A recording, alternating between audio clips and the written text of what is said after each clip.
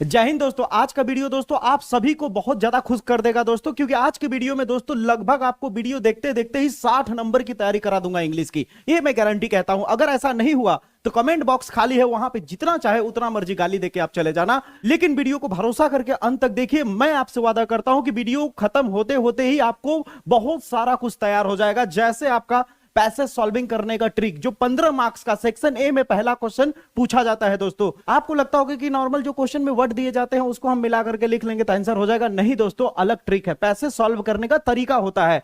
अब रही बात आर्टिकल की या लेटर की, तो बहुत लोग आर्टिकल लेटर बैठ के रट रहे हैं, जबकि पूरा खेल कुछ और है। खेल कुछ और है मेरे भाई, ठीक है। रटने की जरूरत नहीं है, पूरा भी मैं साबित करूंगा कि कैसे ये सब चीजें, आर्टिकल लेटर, ये सारी चीजें तैयार करना है, सब कुछ बताऊंगा, ठीक है। बिना रटे ट्रिक के दम पे आपको तैयार कराऊंगा। और सबसे बड़ी चीज की कौन कौन से मोस्ट इंपॉर्टेंट आर्टिकल, कौन से मोस्ट इंपॉर्टेंट लेटर, कौन से मोस्ट इंपॉर्टेंट सेंट्रल आइडिया जो बिना रटे आपको तैयार होगा, अभी वीडियो के अंत तक ही आप देख लेना, साबित भी करके दिखा दूंगा, ठीक है।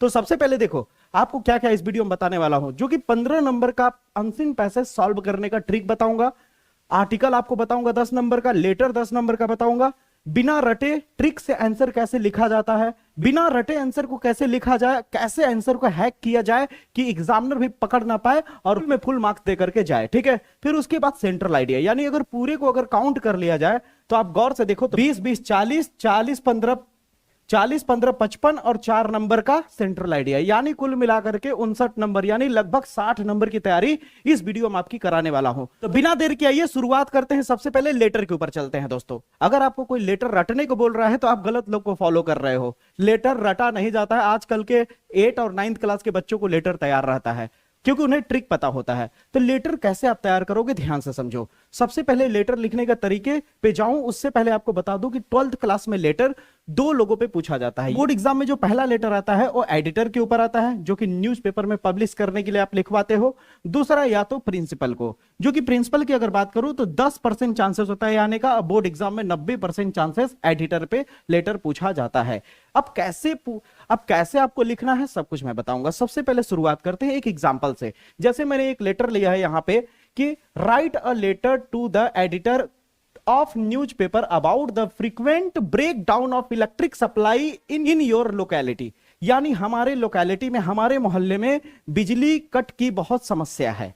बिजली बार बार कट जा रही है और हमारे मोहल्ले में जो वर्कर्स हैं वो सुन नहीं रहे हैं, समय से उसको ठीक नहीं कर रहे हैं। तो अब आप क्या करोगे जब वहां का आपके मोहल्ले का वर्कर अच्छे से काम नहीं कर रहा है, तो आप क्या करोगे बताओ। आप उस बात को आगे बढ़ाओगे उसके हेड ऑफ डिपार्टमेंट तक, यानी जो वर्कर है, वर्कर के ऊपर भी जो अधिकारी है वहां तक आपकी बात जाए। तो वहां तक बात कैसे जाएगी? तो आपने क्या दिमाग लगाया, क्यों ना हम न्यूज़पेपर वाले को दे दें। अगर न्यूज़पेपर वाले को दे देंगे तो जाहिर सी बात है उसको पढ़ेगा तो वो हाईलाइट हो जाएगी बातें और ऑटोमेटिक जल्द से जल्द कार्रवाई करेगा। समझ आई मेरी बातें? तो न्यूज़पेपर के एडिटर को इसलिए लेटर लिखा जाता है, बस अपनी शिकायत के लिए। जैसे मोहल्ले में बिजली सप्लाई सही से नहीं आ रही है, उसके लिए लेटर पूछा जाता है, उसके लिए आप न्यूज़पेपर के एडिटर को लिखते हो। या फिर आपके मोहल्ले में पानी की सप्लाई अच्छे से नहीं आ रही है, या फिर आपके मोहल्ले में बैड कंडीशन ऑफ रोड सही से नहीं है। समझ आई मेरी बातें? इन्हीं सब पे तो बोर्ड एग्जाम में लेटर पूछा जाता है। इसमें ज्यादा तामझाम थोड़ी है और सबको करना एक ही जैसा है, बस थोड़ा थोड़ा चेंजेस करके। तो कैसे करना है ध्यान से समझिए। लेटर में ये तो पता चल गया कि हम कौन से लेटर की बात कर रहे हैं। हमारे मोहल्ले में बिजली की सप्लाई बार बार कट जा रही है, इसके ऊपर क्या है कि हमें लेटर लिखना है। बड़े अधिकारी तक पहुंचने के लिए तो हमें क्या करना होगा, किसी न्यूज़पेपर के एडिटर को पकड़ना होगा, ठीक है। तो उसके बाद हम क्या करेंगे, सबसे पहले हम यहाँ पे एड्रेस डालेंगे सेंडर का, ठीक है। जो सेंड करने वाला है, याद रखिए कौन, जो सेंड कर रहा है, यानी आप लेटर लिख रहे हो तो आप पहले अपना एड्रेस डालोगे, ठीक है। जैसे मान लो मेरा एड्रेस है B17/5 sector number 7 Noida Uttar प्रदेश 210003 ये पिन कोड है, ठीक है। अब आप कहोगे सर यही रटना पड़ेगा, आप यही लिख दो, या फिर आप कुछ भी अपने मन से डाल दो ना। बी की जगह पे ए डाल दो, ठीक है। सेक्टर नंबर 7 की जगह 5 डाल दो, नोएडा की जगह कुछ और डाल दो, यूपी की जगह कुछ और डाल दो। समझ आई मेरी बातें? आप कुछ भी डाल सकते हो, बस फॉर्मेट समझने की कोशिश करो। सबसे पहले लेटर में क्या लिखा जाता है, जो लेटर लिखने वाला है वो खुद का पहले अपना एड्रेस डालता है, ठीक है। यहां तक क्लियर हुआ? अब वो जिस तारीख को लेटर लिख रहा है वो लेटर का यहां पे डेट डालना होता है। ये हो गया डेट, ठीक है। तो सबसे पहले क्या करोगे आप, लेटर में ये चीज डालोगे, फिर डेट डालोगे। अब आप एक बात बताओ, क्या कोई भी लेटर पूछे कोई भी एडिटर को हो, चाहे प्रिंसिपल को हो, या फिर यहाँ पे जैसे इलेक्ट्रिक सप्लाई पे है, हो सकता है बैड कंडीशन ऑफ रोड पे हो सकता है आपके वाटर सप्लाई पे हो, तो क्या एड्रेस बदल जाएगा? ये दो लाइन तो सेम ही रहेगा ना, सही बोला कि नहीं मैं? अब आती है तीसरी लाइन।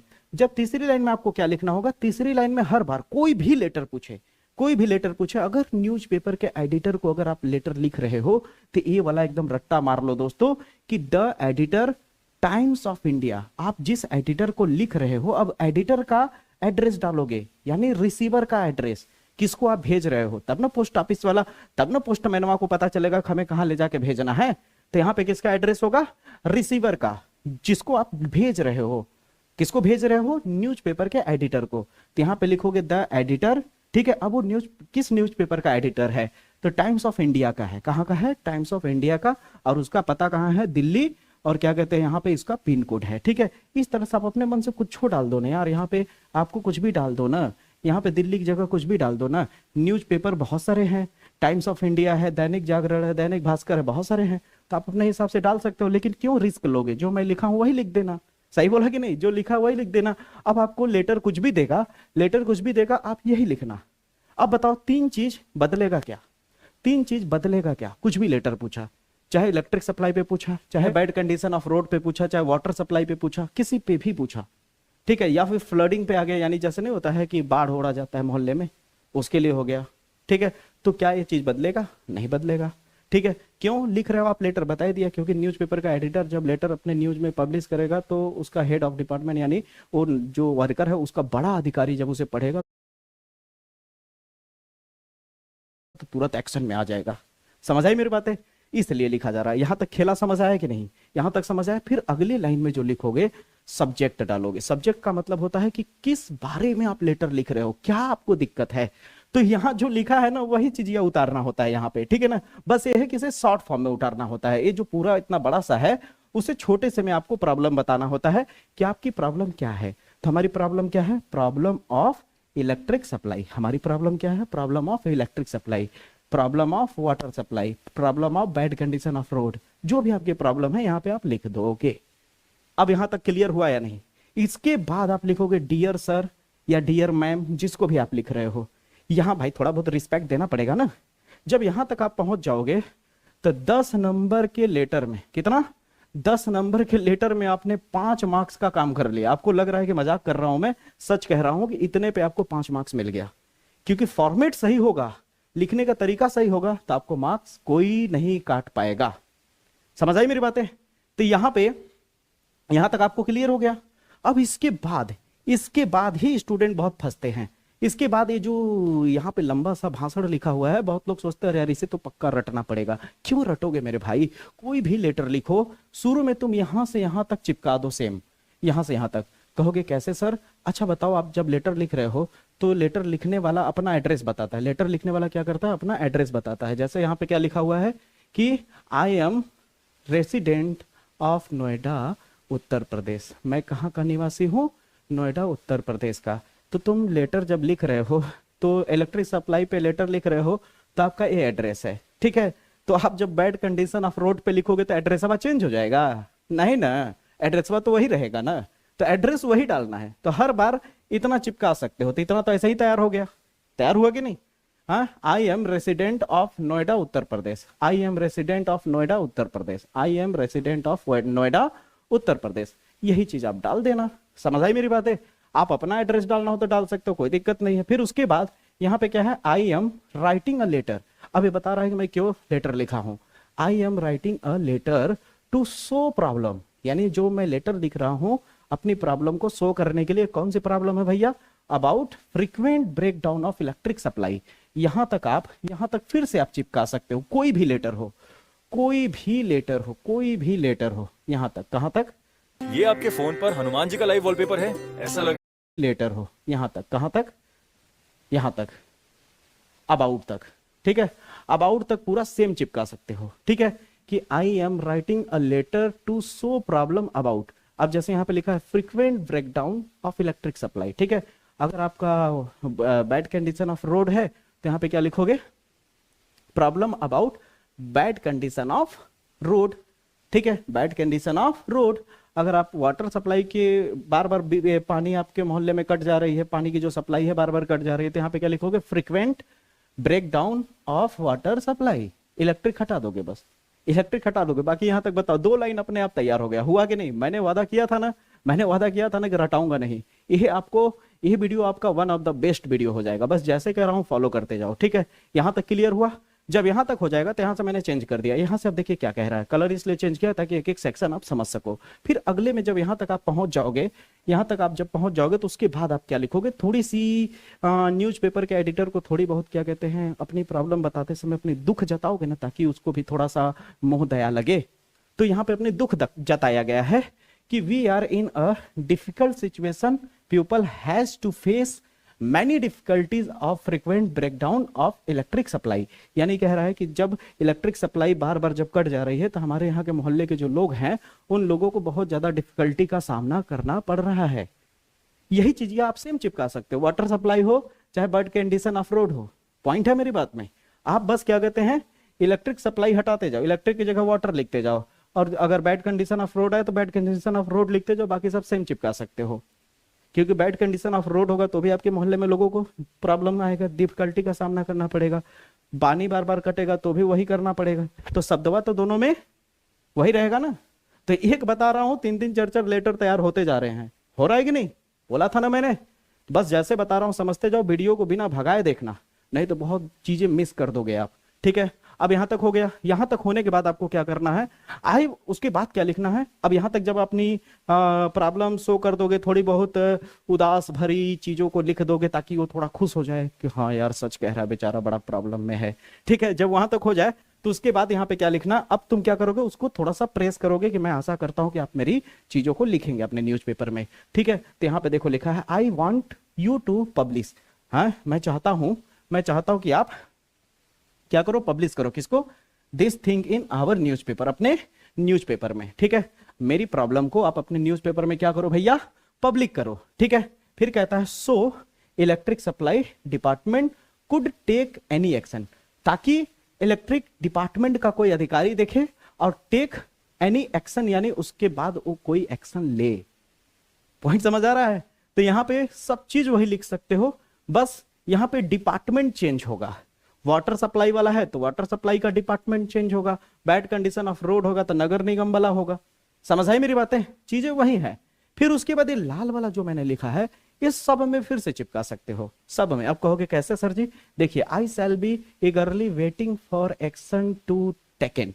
हाँ, यहाँ पे कह रहा है कि क्या कहते हैं, हम आपके एक्शन का इंतजार करेंगे कि आप जल्द से जल्द इसके ऊपर एक्शन लें, ठीक है। फिर यहां तक जब हो जाए उसके बाद लिख देना, thank you your faithfully, your obediently मत लिखना, ठीक ना। वो छोटे क्लास वाला खेल मत खेलने लगना, ठीक है। तो यहाँ पे क्या लिखोगे, थैंक यू लिखने के बाद क्या लिखोगे, योर फैथफुली। फिर उसका नाम मत लिखना, नाम की जगह पे XYZ लिख देना। क्या लिख देना? XYZ लेटर तैयार हुआ, बताओ 10 नंबर क्लियर, 10 नंबर क्लियर। यही ट्रिक आजमाओ, और यही ट्रिक आजमाने के बाद आप इन लेटर को तैयार करोगे। पहला मोस्ट इंपॉर्टेंट लेटर कौन सा है? Water supply. दूसरा क्या है? Electric supply. तीसरा क्या है? क्लीननेस, यानी जो मोहल्ले में जो होता है ना गंदगी, बहुत कूड़ा कचरा, नली में बहुत गंदगी हो जाती है, तो उसको क्लीन करने के लिए, सिटी या विलेज या टाउन के लिए, ठीक है, ये वाला तैयार करोगे।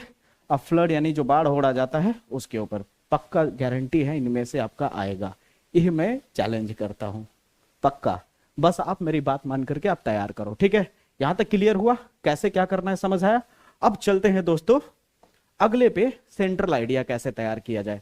4 कहते हैं लोग कि कम से कम बोर्ड एग्जाम में 3 सेंट्रल आइडिया तैयार करके जाइए, तो आपका 100% फंस जाएगा। जाहिर सी बात, काहे नहीं फंसेगा? 5 तो सेंट्रल आइडिया है, 3 तो करोगे तो प्रोबेबिलिटी निकालोगे तो फंसना ही है, ये तो कोई भी कह देगा। लेकिन मुद्दा ये है कि 3 सेंट्रल आइडिया हम तैयार कैसे करें। ये तीनों सेंट्रल आइडिया को हम किस तरह से तैयार करके जाएं ताकि हम सही तरीके से लिखे, इंप्रेशन सही जमा सके, एग्जामिनर जब मेरी पहली लाइन पढ़े, पहली लाइन में वो इंप्रेस हो जाए। इसीलिए कहते हैं first impression is the last impression. और उसी समय तुम खेल खेलोगे, जब वो इंप्रेस हो जाएगा तो नीचे की चीजें अपने से बना के लिखोगे ताकि तुम्हारे को पकड़ ना सके वो। तो कैसे करना है ध्यान से समझो। सेंट्रल आइडिया बिना रटे ट्रिक से कैसे करना है। कोई भी सेंट्रल आइडिया लिखो, कोई भी सेंट्रल आइडिया लिखो, शुरू में लिखो द पोयम। कोई भी सेंट्रल आइडिया है, चाहे आपका माई मदर एट 66 वाला है, कीपिंग क्वाइट है, या फिर रोड साइड स्टैंड। 3 ठो बस ध्यान रखो जो मैं यहाँ लिखा हूं, ठीक है। और क्या करना है, इनका याद रखना। माई मदर एट 66 का किस पोएट कौन है, कीपिंग क्वाइट का पोएट कौन है, और रोड साइड स्टैंड का पोएट कौन है। समझ रहे हो, ये भर ध्यान रखना है। ये अगर ध्यान नहीं रहेगा तो फिर आप गलत कर जाओगे, और शुरू में आपकी गलती होगी तो मार्क्स काट देगा। शुरू में इंप्रेशन जमाना है, पहली दूसरी तीसरी लाइन आपकी बहुत तगड़ी होनी चाहिए, बहुत तगड़ी, ठीक है। तो ध्यान से देखिए, ध्यान से क्या देखना है कि सबसे पहले जब आप सेंट्रल आइडिया तैयार करोगे तो बस इतना तैयार करो, द पोयम। क्या तैयार करोगे, द पोयम। द पोयम के बाद मान लो जैसे एग्जाम्पल तौर पे मैं ले रहा हूं, मान लो माई मदर एट 66 पे तुम लिख रहे हो बोर्ड एग्जाम में, तो क्या लिखोगे, द पोयम लिखोगे, यहां तक चिपका दोगे।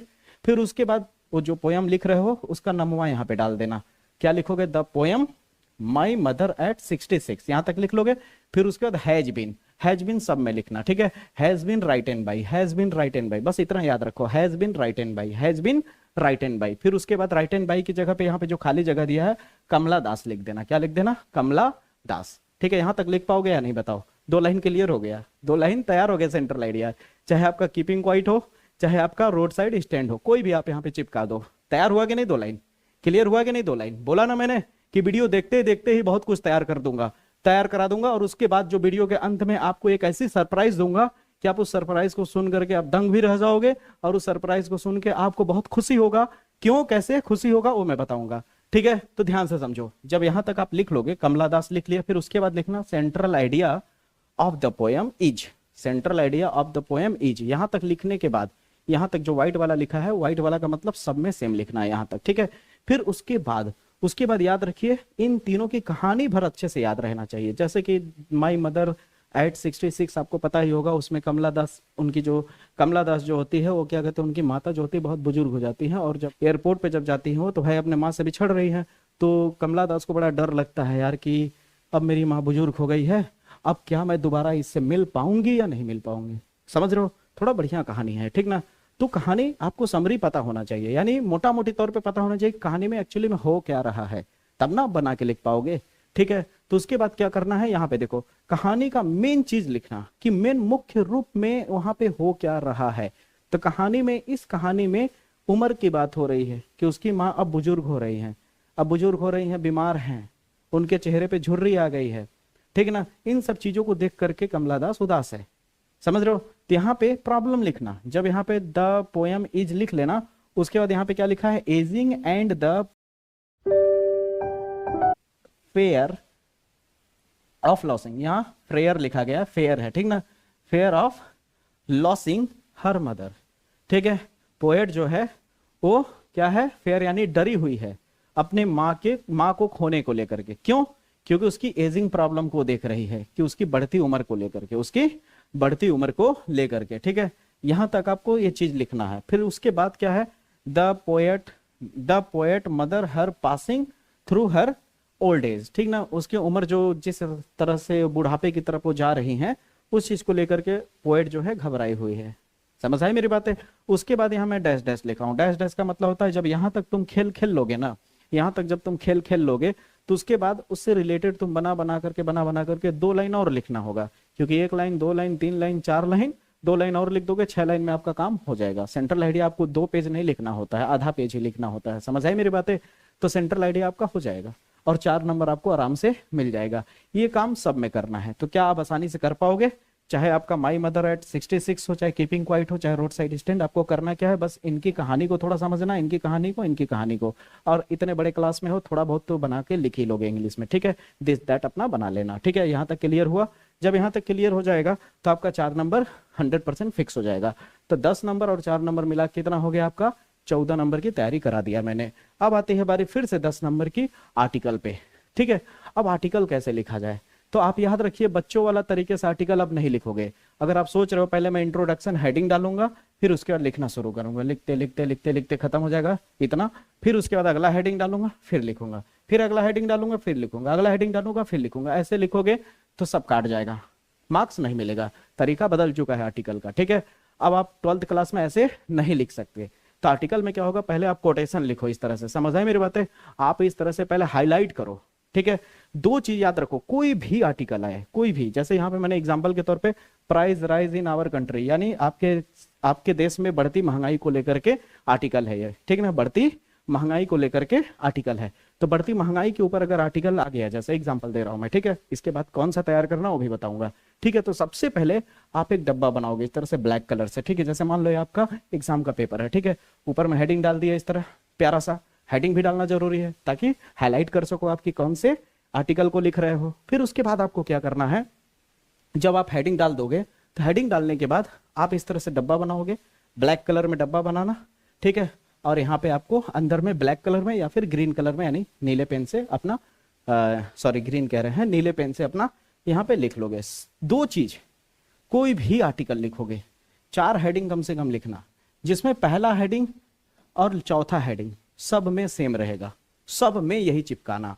कोई भी आर्टिकल आए, कोई भी आर्टिकल आए, इंट्रोडक्शन और कंक्लूजन, इंट्रोडक्शन और कंक्लूजन सब में सेम रहेगा। फिर उसके बाद 2 हेडिंग जो है वो जिस पे तुम आर्टिकल लिख रहे हो उसके प्रॉब्लम को थोड़ा शो कर देना हेडिंग उठा करके। जैसे मान लो price rise in our country, बढ़ती महंगाई। बढ़ती महंगाई का कारण क्या हो सकता है, बढ़ती जनसंख्या भी होगी भाई। अगर संसाधन सीमित है, अब जनसंख्या बढ़ती जा रही है, तो संसाधन ऑटोमेटिक महंगा तो होगा ही। तो यहाँ पे जैसे मान लो यहाँ पे लिख दिया ओवर पॉपुलेशन, इस तरह से आप कुछ भी लिख सकते हो, ठीक है। बस हेडिंग सही रहना चाहिए, हेडिंग आपका सटीक होना चाहिए, ठीक है। और याद रखना, स्पेलिंग मिस्टेक मत करना। स्पेलिंग मिस्टेक करोगे एग्जामिनर पकड़ लेगा, क्योंकि वहां आपका चेक करने वाला कोई संस्कृत या हिंदी या फिर क्या कहते हैं सामाजिक विज्ञान का टीचर नहीं बैठा है, वहां इंग्लिश का टीचर बैठा है। तो इंग्लिश का टीचर अगर चेक कर रहा है तो ऐसा तो है नहीं कि उन्हें नॉलेज नहीं है। भाई इंग्लिश के टीचर है तो जाहिर सी बात अच्छी खासी नॉलेज होगी। तो अगर आप शुरू में ही गड़बड़ कर दोगे तो वो अंत में जाकर के चेक नहीं करेगा। शुरू में ही जब देख लिया गड़बड़ है, लिखने का तरीका सही नहीं है, फॉर्मेट सही नहीं है। देखो इंग्लिश में हमने कई टीचरों से पूछा भी है जो कॉपी चेक करने बोर्ड एग्जाम में जाते हैं कि सर अगर आप लोग क्या सबसे पहले देखते हो इंग्लिश के कॉपी चेक करते दौरान मन में क्या चलता है, तो बोलते हैं कि सबसे पहला हम लोग के मन में चलता है कि लिखने का फॉर्मेट कैसा है, लिखने का तरीका कैसा है, बच्चे का सही तरीके से लिख रहा है या नहीं, हेडिंग सही से डाल रहा है या नहीं, साफ सुथरा लिख रहा है या नहीं। सबसे पहला इंप्रेशन ये हुआ। फिर उसके बाद जो शुरू की चीजें वो लिख रहा है वो सही लिख रहा है या नहीं, क्योंकि किसी के पास इतना वक्त नहीं होता है कि इतना लंबा पैराग्राफ पढ़े। समझ आई मेरी बातें? हर कोई चाहता है कि जल्द से जल्द कॉपी चेक करें, ठीक है। तो इतना लंबा पैराग्राफ नहीं पड़ेगा, इसलिए कोशिश भरपूर रहनी चाहिए कि आपका ये जो यहाँ पे आपको ये चीज लिखा हुआ है बॉर्डर में, ये आपका एकदम सटीक होना चाहिए। जैसे ये सटीक होगा तुरंत इंप्रेशन जम जाएगा, तुरंत एग्जामिनर खुश हो जाएगा। इतना देखते ही एग्जामिनर खुश हो जाएगा, समझ लो, इतना देखते ही केवल। बस आपको करना क्या है, जो मैं आर्टिकल बताऊंगा 2 तो फिक्स हो गया, अब हर में चिपकाना है इसको। अब 2 हेडिंग जो है वो आप जैसे मैं बताऊंगा उस जाकर के अपना देख लेना, 2 हेडिंग समझ लेना, 2 हेडिंग बना लेना चारों पे, ठीक ना, जो मैं अभी आर्टिकल दूंगा, ठीक है। यहाँ पे दिख रहा होगा जो मैं आर्टिकल दूंगा उस पर हेडिंग आप बना लेना। जब यहां तक आप लिख लोगे तो उसके बाद क्या करना है, जो भी आप आर्टिकल लिख रहे हो, जो भी आर्टिकल तैयार कर रहे हो, ठीक ना, कम से कम 3 से 4 लाइन, कितना, कम से कम 3 से 4 लाइन, 2 गलती मत करना। पहला स्पेलिंग मिस्टेक मत करना, दूसरा सटीक लिखना। ज्यादा शुरू में ही बनाने की कोशिश मत करना, शुरू में ही बना के लिखने की कोशिश मत करना, ट्रांसलेशन गलत होगा या ये सब चीजें गलत होंगी तो आपका मार्क्स पक्का जाएगा। इसलिए शुरू में आपको क्या करना है, ये वाला खेल खेलना है। फिर उसके बाद कम से कम 1 लाइन, 2 लाइन, 3 लाइन, 4 लाइन तो कम से कम एग्जैक्टली सही लिखना है, ठीक ना। इतना तो आप तैयार कर ही सकते हो। अगर आप तैयार कर लिए उसके बाद आप अपना सोटो ना, जितना आप सोट सकते हो सोटो। सोटने का मतलब है जितना आप बना के लिख सकते हो बना के लिखो। फिर जब लास्ट का कंक्लूजन आएगा तो कंक्लूजन बस सही लिख देना। क्या कर देना, कंक्लूजन सही लिख देना।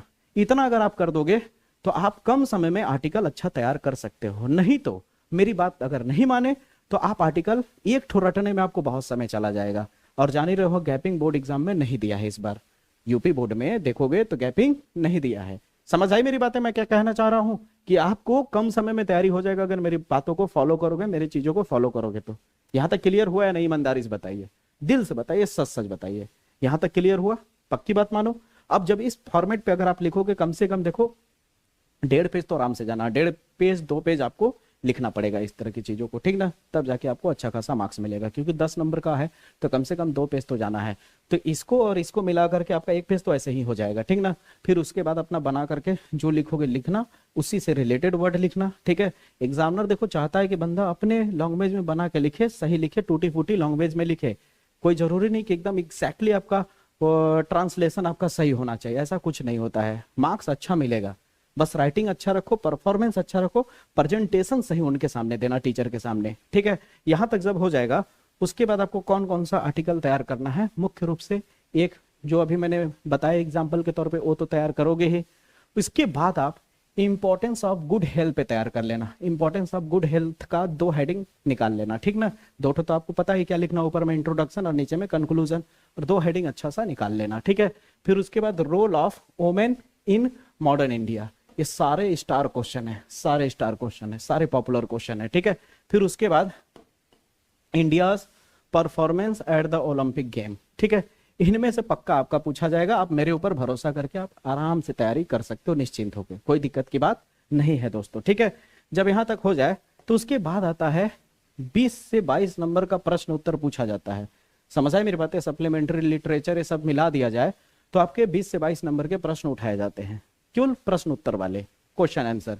तो क्वेश्चन आंसर, अब बहुत सारे क्वेश्चन है, बहुत सारे क्वेश्चन का आंसर आपको तैयार करना पड़ेगा।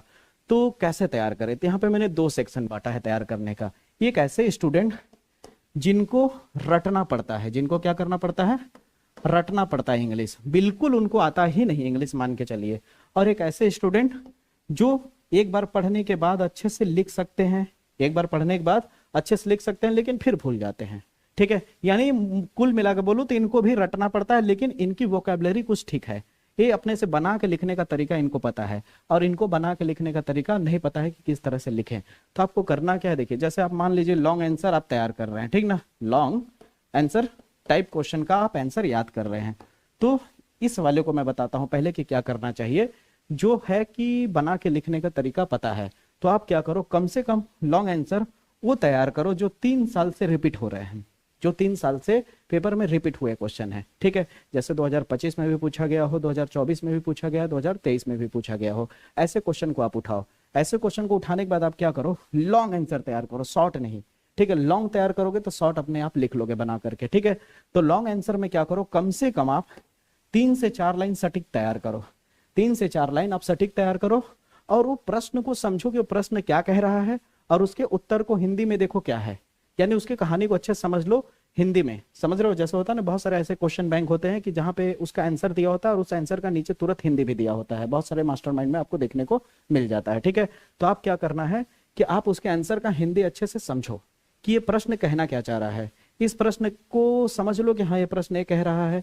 फिर उसके बाद उसका उत्तर जो है, उसका आंसर जो है वो हिंदी में क्या कहना चाह रहा है, तो उसको एकदम अच्छे से समझो। समझने के बाद आपको क्या करना है कि कम से कम 3 लाइन, कम से कम 3 लाइन तो सटीक तैयार करो, कम से कम 3 लाइन सटीक तैयार करो। फिर उसके बाद आप बना करके लिखने की कोशिश करो, उसके बाद आप बना करके लिखने की कोशिश करो। आपका मार्क्स नहीं कटेगा, उसकी गारंटी